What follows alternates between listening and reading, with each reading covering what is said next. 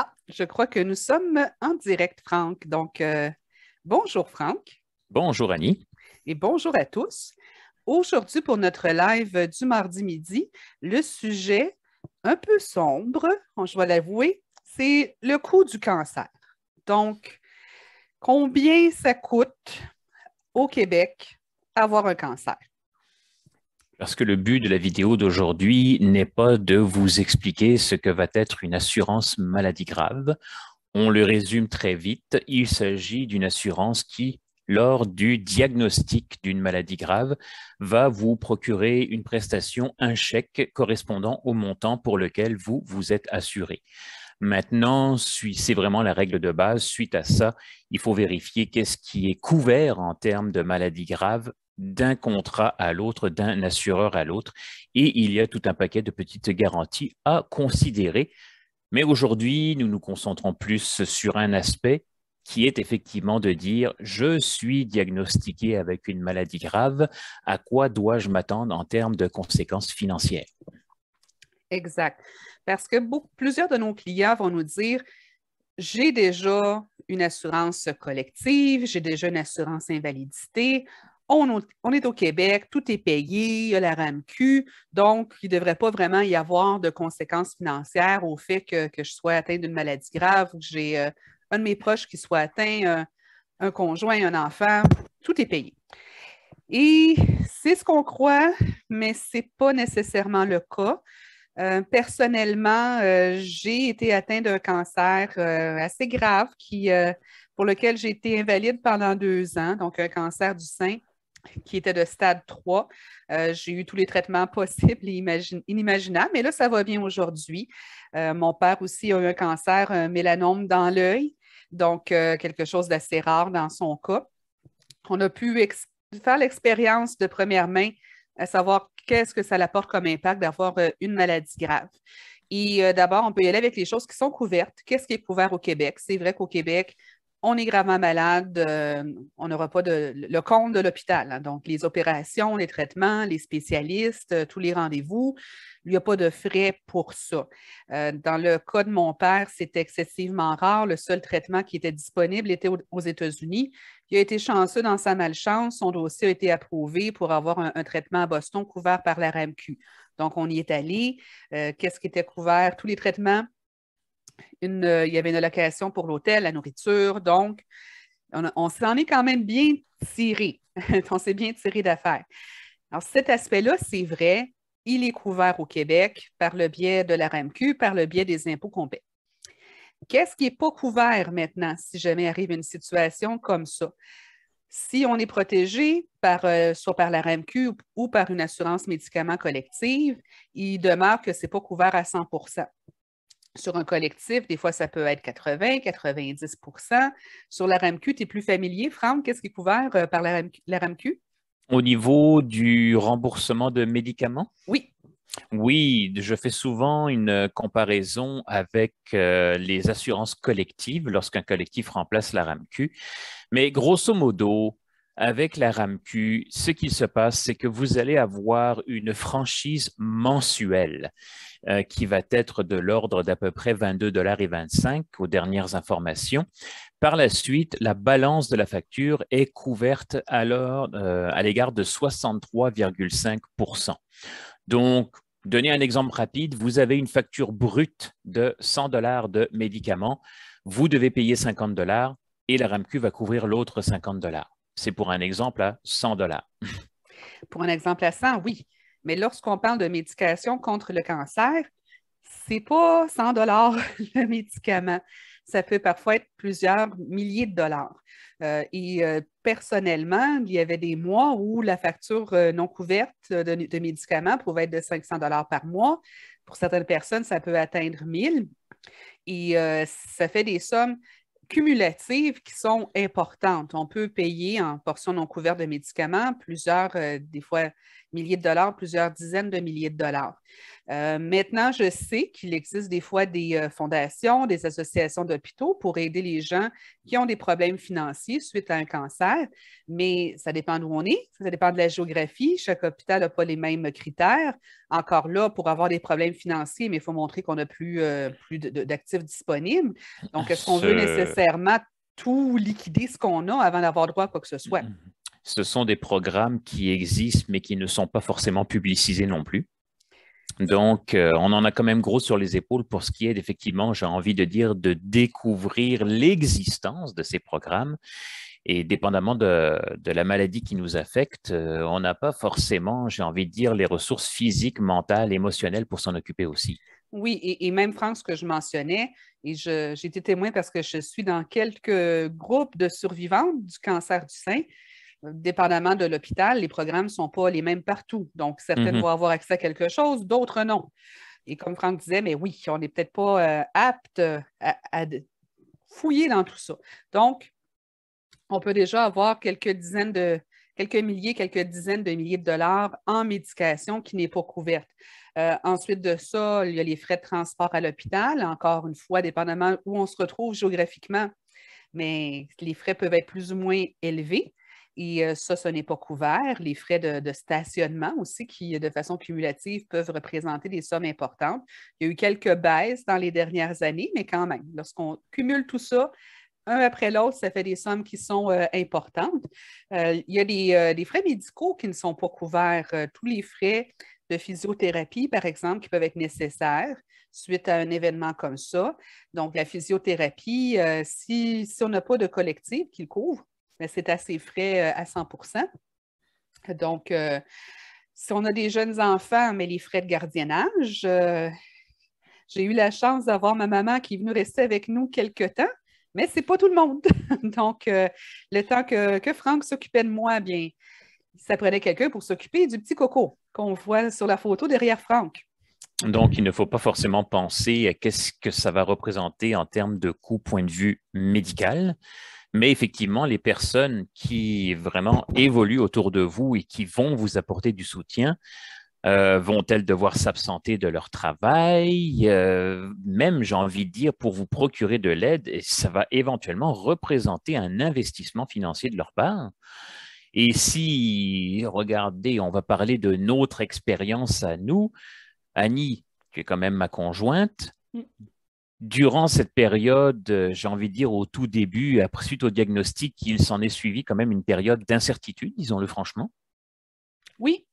Alors, mettons, moi, conjoint, dans quel état d'esprit je me trouvais, je peux vous dire que je n'ai pas forcément été des plus productifs au niveau travail. Ma tête et mon esprit étaient ailleurs.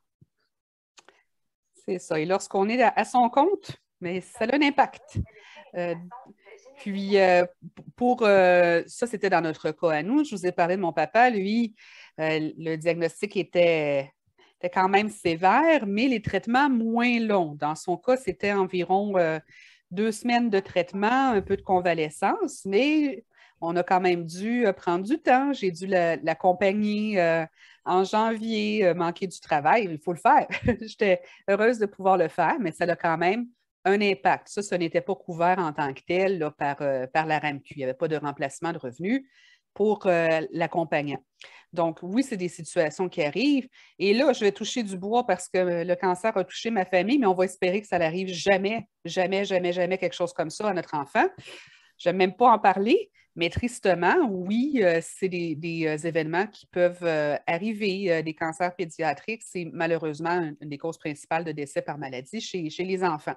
Donc, il arrive quelque chose d'épouvantable comme ça. Là aussi, on se dit, bon, l'enfant ne gagne pas de revenus en tant que tel, mais un des parents qui va s'absenter. On l'a vu à l'école de mon fils, une maman dont la petite cocotte a eu une leucémie, bien, elle aurait été travaillée durant cette année-là. Donc, ça a un impact, là aussi, financier qui est important. Donc, ce qui arrive, c'est qu'on a une protection d'assurance salaire. Ça remplace notre revenu gagné, ça permet de payer les frais qui étaient déjà là, les comptes qui étaient déjà là, mais Oui. tous ces excédents-là Parce que l'explication qu'on a déjà fournie lors d'une précédente vidéo, l'assurance salaire, c'est pour vous procurer un remplacement de salaire lorsque vous êtes soit à la suite d'un accident, soit à la suite d'une maladie dans l'incapacité de travailler, mais c'est une loi qui est encadrée par un programme gouvernemental qui nous dit que lorsque vous êtes invalide, les prestations que vous allez recevoir ne peuvent pas dépasser le revenu normal que vous auriez gagné en travaillant.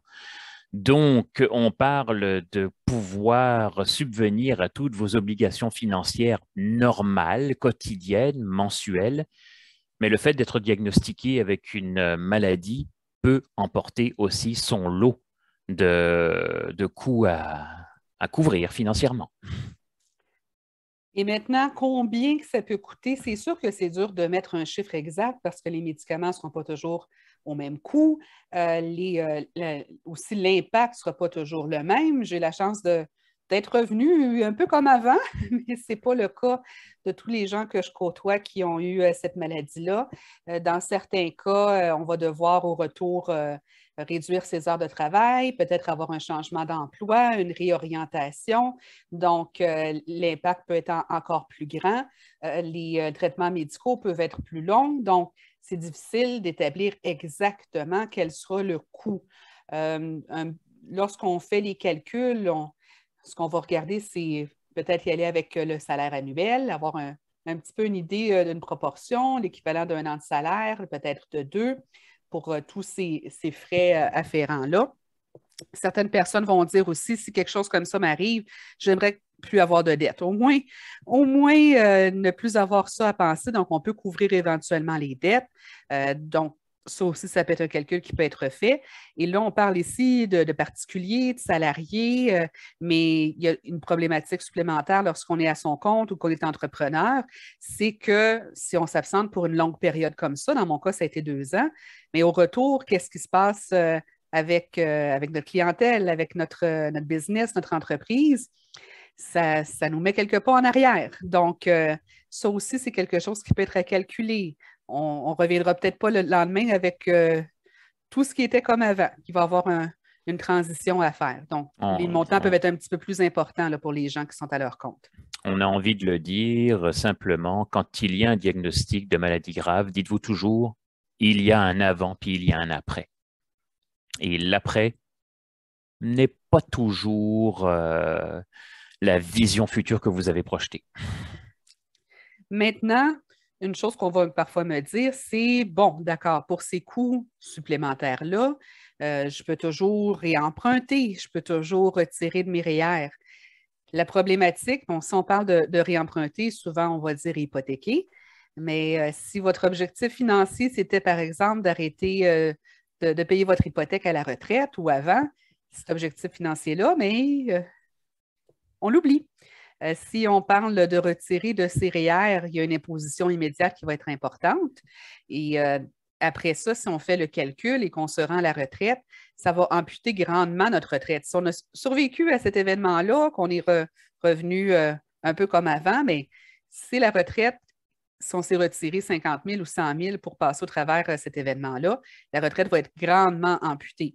Donc, c'est vraiment un dernier recours. L'idéal financièrement, là, c'est ce qu'on mentionnait au début, d'avoir une autre solution que de retirer de ses REER, que de réhypothéquer pour ne pas mettre en jeu ces objectifs financiers-là, que sont la retraite, que sont le paiement des dettes. Alors, je crois, Franck, est-ce qu'on a fait le tour? Tu as donné de très bonnes explications. Comme on dit, si j'ai envie un petit peu de faire une synthèse de tout ça, c'est que vous parlez d'une assurance maladie grave. J'ai envie de dire que c'est une protection qui va vous apporter un support financier pour protéger votre mode de vie actuel. Mm-hmm. Payer les extras, protéger le mode de vie, ne pas faire en sorte que ces objectifs financiers qu'on avait avant que ça arrive partent en fumée. Partent en fumée, brisent notre mode de vie, parce que tu as parlé de réhypothéquer, c'est encore se mettre des obligations financières sur les épaules. Tu parlais de retirer de l'argent des REER. Alors, mis à part la question de l'impact fiscal, c'est mettre en péril notre qualité de vie à la retraite. Si je veux être un petit peu plus dramatique, il y a des personnes carrément qui étaient propriétaires puis qui, pour subvenir à leurs besoins, ont dû vendre leur maison. Exact. Donc, l'assurance maladie grave, oui, protéger notre mode de vie actuel.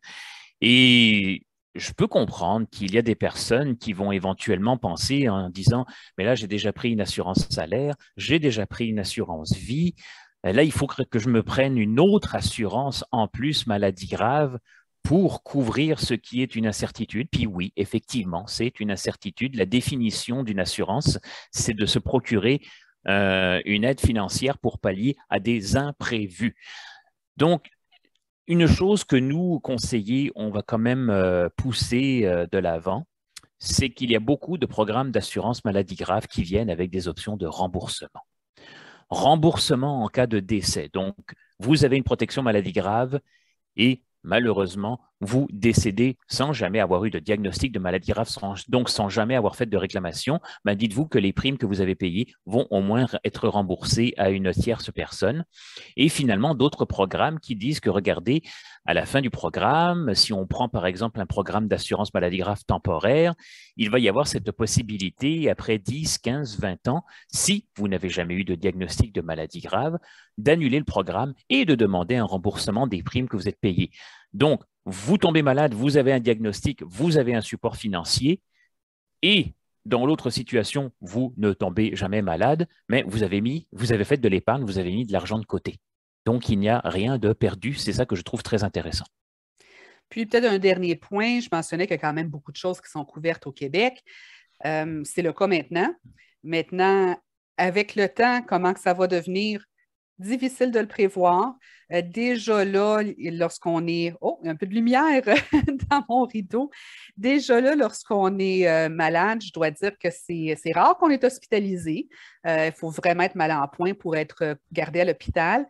Et lorsqu'on a les traitements à la maison, il y a certains traitements, certaines chimiothérapies orales qui étaient données à la maison, mais ce n'est pas couvert par l'hôpital. Donc là, ça tombe sur la RAMQ, ça tombe sur les assurances collectives. Et c'est là que le coût de la portion non couverte peut être assez importante. Donc, c'est comme ça aujourd'hui. On a entendu parler un collègue récemment qui disait qu'une personne près de lui devait avoir des transfusions sanguines, mais à la maison, il a payé sa poche de sang.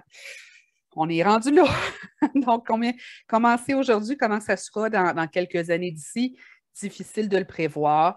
Des fois aussi, lorsqu'on parle de cancer, c'est très spécifique. Il y a de la médecine génétique aujourd'hui qui est très, très, très ciblée. Donc, il y a peut-être certains traitements qui ne seront pas accessibles gratuitement par la RAMQ. Dans ces cas-là, oui, il faut le payer de sa poche, c'est assez frais.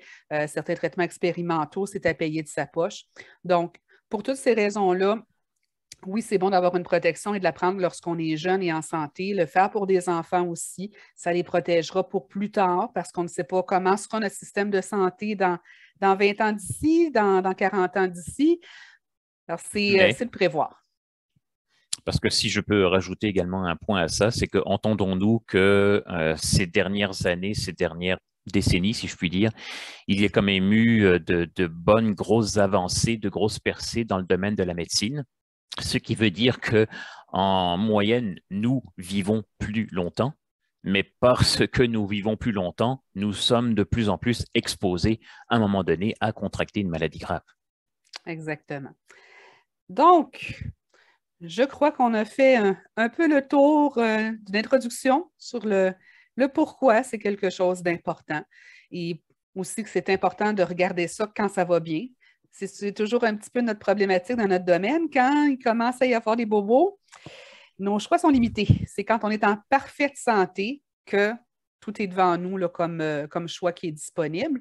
Alors, on vous encourage, comme toujours, à visiter notre site web sur lequel on va mettre cette vidéo-là, sur lequel il y en a plusieurs autres et des articles qu'on a écrits www.gfdb.ca